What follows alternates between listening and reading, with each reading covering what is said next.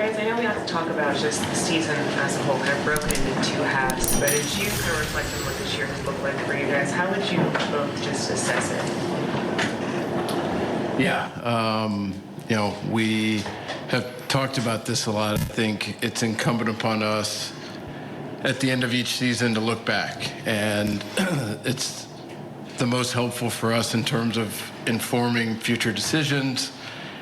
And when we look back at the regular season, obviously there's a lot to be proud of. Overcame a lot of adversity. It was fun watching those guys go out and compete on a daily basis and see what they did. And then obviously with our ultimate goal, came up incredibly short. And it was painful, and we've begun the process of, of doing everything we can to wrap our arms around it, understand it as best we can, react to the things that are important to react to, not react to the things that aren't, and do everything we can to put ourselves back in the position we were in a week and a half ago and have the October process play out way differently. A year ago, you called it an organizational failure. What is it this time? I think those words ring true. I mean, we talk about this a lot, and I would hope that our actions demonstrate this. Our goal each and every year is to win a championship. In our opinion, putting ourselves in the best position to do that in the regular season is to win the division, which then puts us in the best position to win a championship. And when we don't do that, I think it's fair to say it's an organizational failure. It doesn't mean that there weren't successes and a lot of things to grab onto and a lot of special memories that were created throughout this summer that I think are real and happened and are meaningful. That being said, our goal was to win 11 games in October, and we didn't win one. So we need to figure out what we can do differently and how to go about it. And we're at that fork in the road. We get to choose. Do we just lay down, or do we keep fighting? And, this weekend I didn't feel like the keep fighting was the right answer. But we've certainly gotten there, and we've got meetings starting tomorrow to really get into things and try to put ourselves in the best position so that on October 17th next year, this situation is very different. We're talking about preparing for Game 2 of the NLCS. Obviously, you guys won in 2020, and they're different teams in the 3 years since then. But when you look at some of these things that have popped up these last couple Octobers, does it feel like either the way the roster is built, do you guys prepare for the postseason? There's some sort of postseason problem about how you guys are going about it that time of year that's leading to some of these early exits? I don't know the answer. For our offense to be an issue this year was really surprising to us. We scored over 900 runs in the first time in Los Angeles Dodger history. It's the best offensive team we've had in this run.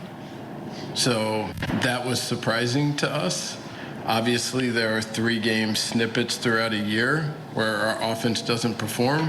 How much of it is that? How much of it is other things? I don't know the answer. And a lot of these things, it's hard to know the answer to. There's an element that is October theater and just what plays out on a daily and nightly basis. And there's other things that we can do a better job of, and how to separate those. It's incumbent upon us to figure out.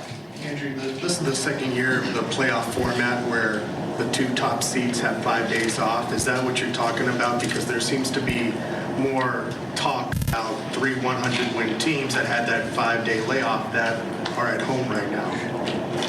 I mean, for us, I certainly would not use that as an excuse. And our goal next year is to win the division and have those 5 days off again. So, it's 2 years into this format.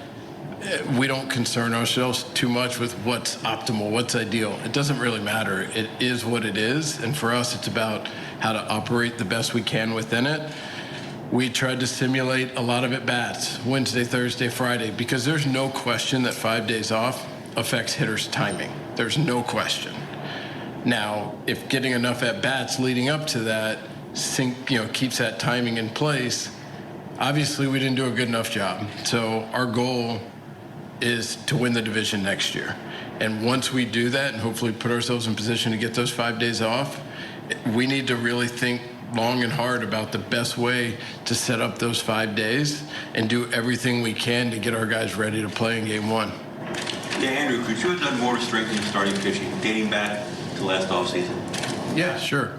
I think anytime you have the benefit of hindsight and how things play out, I think there were a number of things that played out this year that were unforeseen by us. We talk a lot about the need for pitching depth and how it comes up even more than what you anticipate. This year was even an accelerated version of that. And so there were a lot of things that were unforeseen, and whether we should have foreseen them or not is a fair question. I think we also had a number of really talented young pitchers who we wanted to make sure and create some kind of opportunity for, and we did. And I think they helped us in 2023. And they're going to help us a lot in 2024 and beyond. And I think it's the challenge of sustaining success over a long period of time. We've talked about this a lot.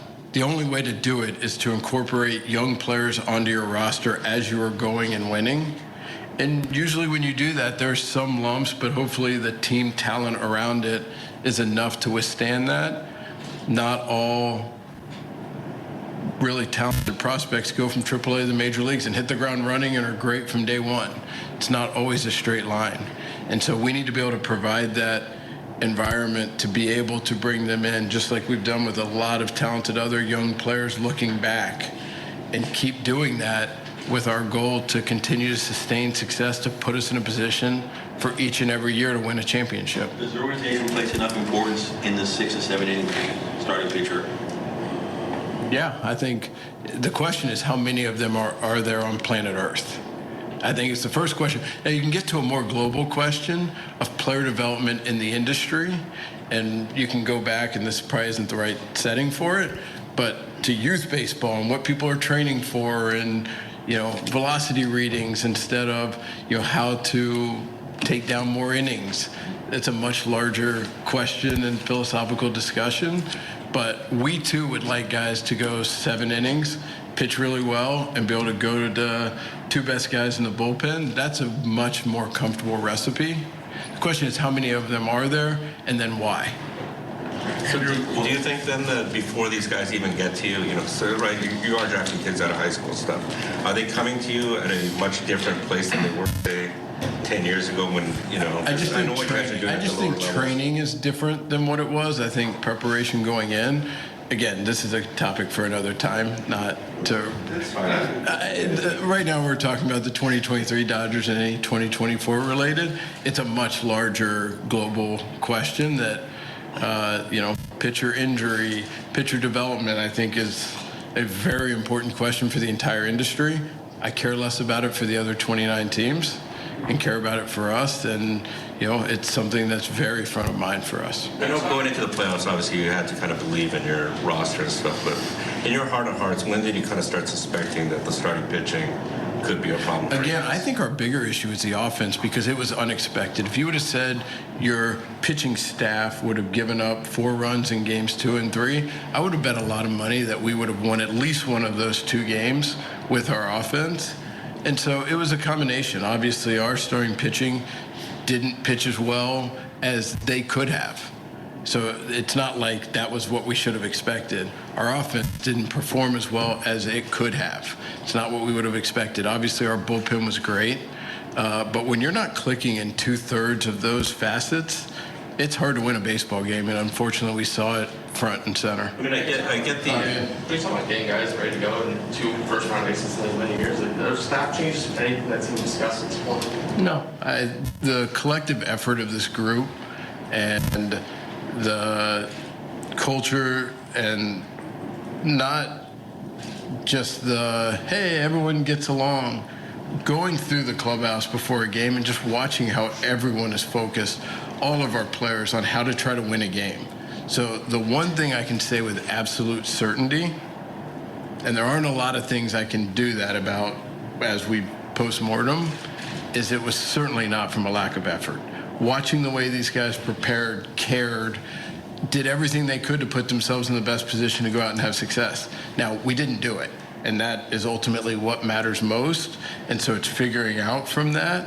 But I think Doc, our coaching staff, did an incredible job this year, and none of us did a good job for those 3 games against Arizona. On the starting pitching point, after a year like this, do you need to put more of an emphasis on having more established guys that can go 6 or 7 in a postseason environment in case some of the other unforeseen things you talked about? There aren't many guys going 6 or 7 in postseason games, anecdotally, as I look around. So, yes, we want our pitching to allow as few runs as possible and our offense to score as many as possible.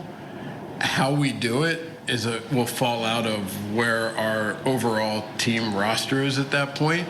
But yes, from an ideal standpoint, I would love a starting pitcher to go 7 innings, take our 2 best relievers, go 8, 9, have a good offense in place, and yeah, that's great. Did you buy the philosophy that you can build teams to have more success in October, even if it leads to potentially more variance, less kind of future financial flexibility when you're looking at a regular season? Well, I don't think I understood the backside of the question. Like if you have to go and, probably pay more or take bigger risks on guys who, maybe have more of a postseason track record or like traditional postseason pieces, do you believe in like the philosophy that teams can be built with October more in mind versus like, I think people should really go through and look at each guy year to year. The noise and variance year to year, we've had guys who've been incredible one year, not good the next, mediocre one year. Like, it's not just like, oh, he's a postseason player. He is not. It's just not that simple, and we've seen it firsthand. I mean, look at Corey Seager's 2019, 2020, 2021. I mean, there are so many examples of guys that it's just not that easy to be like, oh, let's just get the guy who's going to perform in October. Because if it was, I promise you we would do that.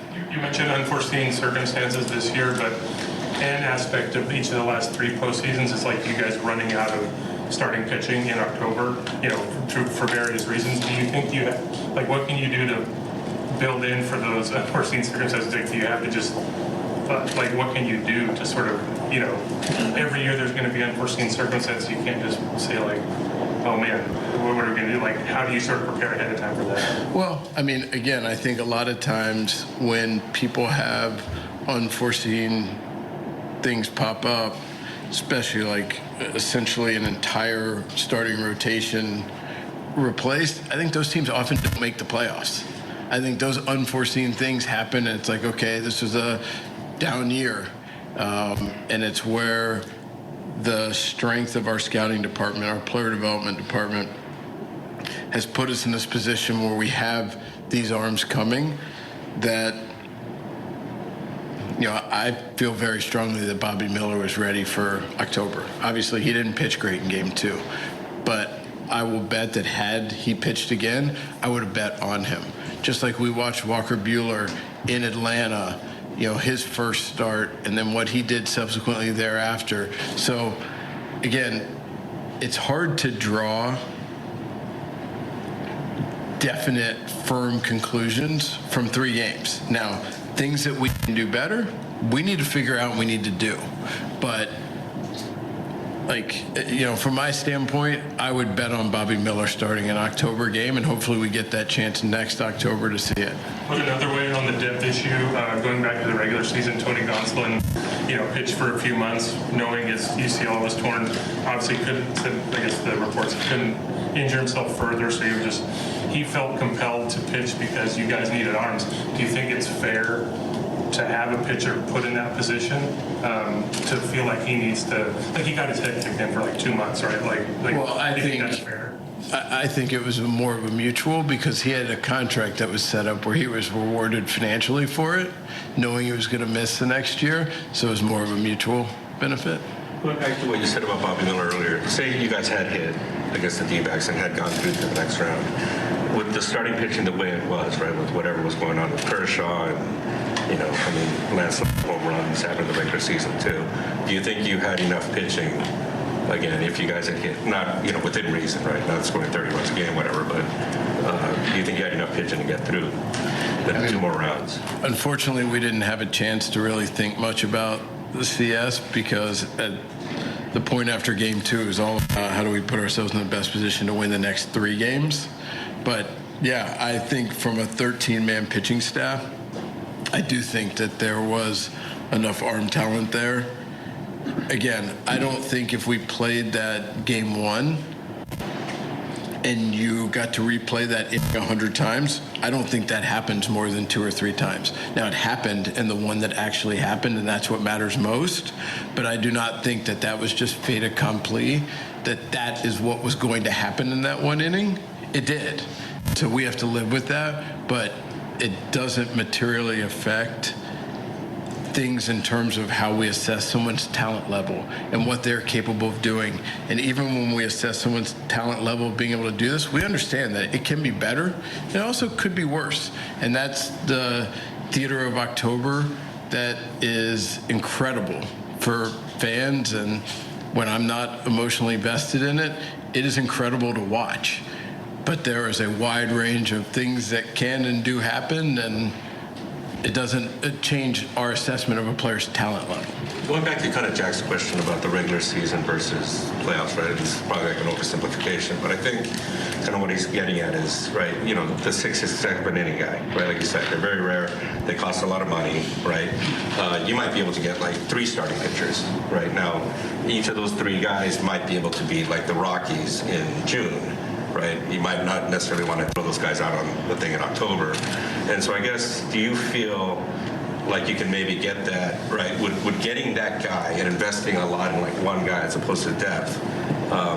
Do you think you could do both, where like win it to keep winning in the regular season, like the way you guys have, you know, and maybe set yourself up better for October, or would setting yourself again up better look at our 2020 rotation, and like it can come in all different ways. The funny thing to me at the end of each October is there is a narrative that is formed after that team wins, whoever it is. 2015, it was the power bullpen. 2016, it was youth. Each year, there's a different narrative that comes. And with the exception of one team, there have been no repeat winners for a long period of time, which speaks to the difficulties of it. But more than that, how there's not just one way to do it. And so for us, I think it's not about having this is the one formula that works. It is going to fall out of the talent that we have. Some years we may be heavier on the offensive side and bullpen. Some years starting pitching may be our strength. Because if you ask me, yeah, I'd like to have a really strong rotation, a really strong bullpen, and a great lineup. Sometimes things in that aren't great when you're putting together a team and you're trying to make the best team that you can. Sometimes there's weaker spots in that, and so that kind of falls out of what is available and accessible, but it's hard to go beyond that because, you know, we've had years where we've had really strong starting rotations going into October and haven't won, and then it was, well, do you think you need to have a better offense, or your bullpen needs to be better? It's a little bit of a game of whack-a-mole, and something else pops up. Again, what's important is taking what we can learn from it and doing everything we can to put ourselves in a better position. And so to the extent that adding starting pitching that can go 6 to 7 innings is available and lines up and we can access, that's great. And it definitely, at least from a quality of life standpoint, is a better quality of life. Like, I prefer that personally. For a starting pitcher to take the ball and do that, there's just fewer and fewer of them every year, so therefore the supply is more limited. It's just harder to access. It doesn't mean that we're not going to try, and it doesn't mean we're not going to try to have the most well-rounded team that we possibly can, because that is our mindset. In offensive narratives, if I may, people will see what happens in October and try to make sense of the results in a way that makes sense to them. And I think for a lot of fans right now, they've seen 100 games in 2 consecutive seasons, haven't gotten out of that first postseason round. What kind of story do you tell yourself that makes that make sense? Well, I mean, no matter what happens, any year that we don't win the World Series is painful, and it's going to take a while to get over. So it's going back and just looking at, like we've discussed already, like how what are some of the things that we can go ahead and look to improve upon to put ourselves in a better position to perform optimally as soon as the postseason starts. We haven't done that the last 2 years. We came into this year like really fired up about the clubhouse and the team that we put together and the chemistry, and couldn't have felt more confident about that part of our team, of how tightly knit they were. They had been through adversity, and then it's hard to, and a gritty team, it's hard to show that when you're playing from behind. I know everybody was well into every pitch and trying as best they could. It was hard to show that with the way those games played out. So a lot of it is just looking at what the team did in the regular season, how it played out in the postseason, and okay, that unfortunately wasn't, didn't play out in our favor. Let's go back and look at different aspects of what can be improved and how much of it is noise, and making sure that we don't overreact to some aspects of it too. Because look, we're all disappointed, and it hurts the fact that we didn't win. But to do an overcorrection is also not helpful in that way. What is your priority this season? More starting pitcher or more pitchers or more offense? Who I'm talking about. I mean, we'll certainly be focused on starting pitching for sure, and it's how to balance the young guys and where we're at there, obviously with Walker Buehler coming back, and then the market, whether it's through trade or free agency. Bullpen, we feel like we're in a pretty good place. It doesn't mean we can't supplement here or there. And then offense, we feel good about, but there's some position player needs that we're going to have to address and figure out what makes the most sense within our current group. Andrew, you look at Mookie's performance in the last two postseasons. Obviously, he had 2020, first 2.5 rounds in 2021. He was great. How do you assess that? How do you make sense of what he's doing? I think going into any postseason, Mookie and Freddie would be among the highest drafted if you got to just draft going into October who you have. Obviously, Mookie did not perform this DS or last DS. Last DS, he actually hit some balls hard that were caught. This one, a lot of our guys were just kind of stuck in between. Again, I know it's not from a lack of effort or caring. And so then it's about doing everything we can. If we're fortunate enough, to win the division and have those 5 days off, what's the right balance for everybody? And each guy's probably a little bit different in terms of what we do to put them in the best position.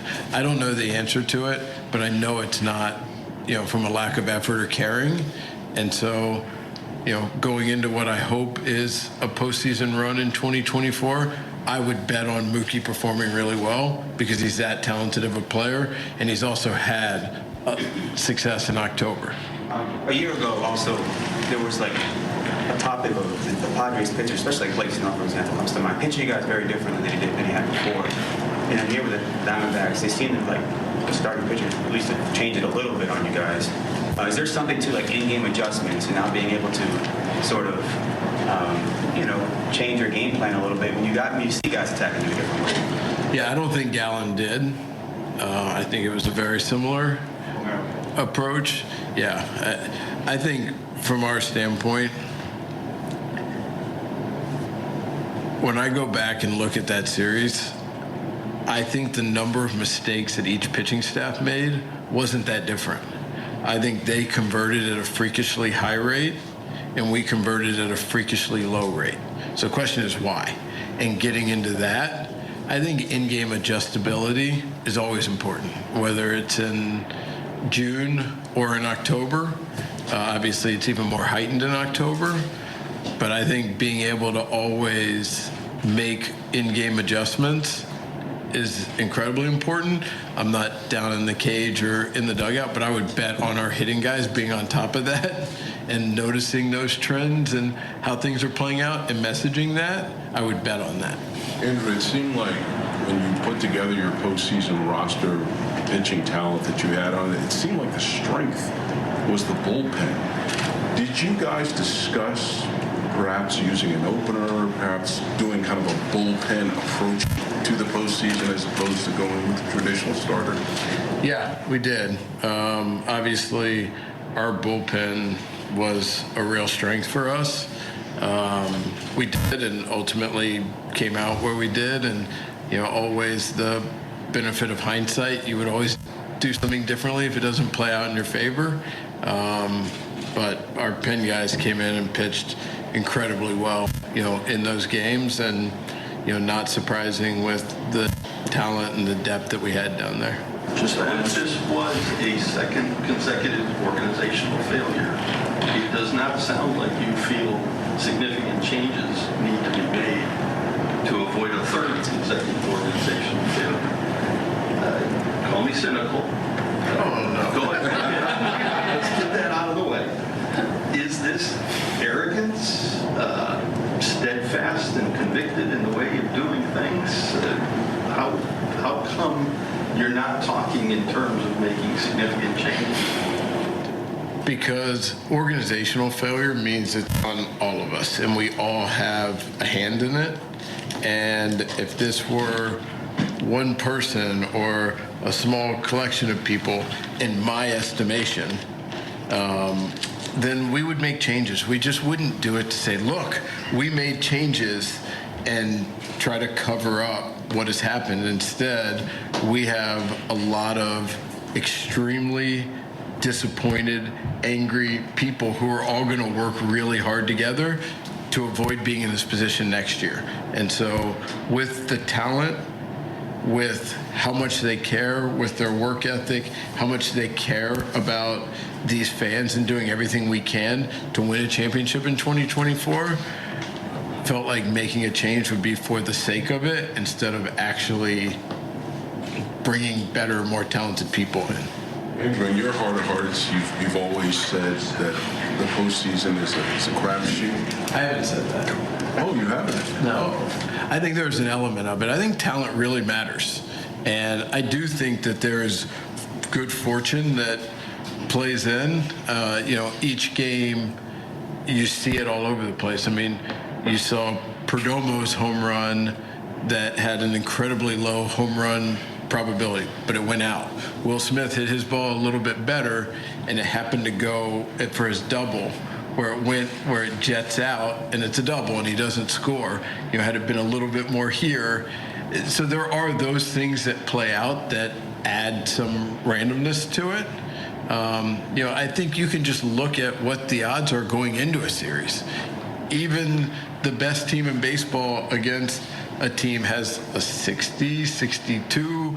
Like, the chances of winning that series are just not 90. So anytime you have it in that tight of a band, those little things that happen matter, and they add up. Now, that explains a very tightly contested series that goes the length. We didn't hold a lead in this division series. So for a team this talented to play 27 innings where we did not hold a lead is beyond that, and it's something we have to figure out and do what we can to put ourselves in position to not have that happen. Andrew, do you think at this point the regular season is just too different from the postseason? No, I just think it's longer. Just quickly looking ahead to, were you done with that? I'm sorry. Okay. I just wanted to say, looking ahead to next year and how you kind of constructed the rotation and as well as just this organization this past year with the kind of dynamic of veterans and younger players, do you see that being really valuable as you prepare to construct what this team is going to look like next year, or do you see it going in a bit of a different direction? Yeah, I think it's always a balance of those two, and we're fortunate enough to have a lot of really good talent in the upper level minor leagues. So it's always about balancing opportunity, what is available that we can go out and get, whether that's, via trade or free agency. And ultimately it's taking all of those factors in to put a team out there that's going to, give us the best chance to win a championship. And this year we saw more of the, quote unquote youth movement, and it's kind of looking to see what our different options are. over the winter to see what that exactly looks like, but it's not exactly clear right now. Just to ask directly, how strongly do you plan to pursue Otani? Obviously, we can't talk about free agents or impending free agents, but from our standpoint, which has been our mindset and the great fortune that our ownership has provided us, to be aggressive, to go out and put the best team on the field that we can.